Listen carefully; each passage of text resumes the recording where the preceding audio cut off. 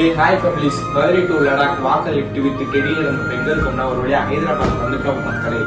இங்கே வந்து என்னடா ரூமில் உட்காந்துட்டு இருக்கு அப்படின்னு கேட்டிங்கன்னா, இந்த ஹைதராபாத்தில் வந்து நம்மளோட மிகப்பெரிய ஃபேன் ஒருத்தர் இருக்காரு. நம்ம ஃபேமிலி தான் அவர் என்ன பண்ணிட்டார், நாங்கள் ஹைதராபாத்தில் இருக்கோன்னே அவரே வந்து எங்களை பிக்கப் பண்ணி அவரே இந்த ரூம் போட்டு கொடுத்துட்டாரு. எங்களால் வேணான்னு சொல்லி பார்த்தோம், ஆனால் அவர் கேட்கவே இல்லை. வேணான்னு எங்களுக்கு சொல்ல முடியல, அவர் அவ்வளோ பண்ணுறாரு எங்களுக்கு.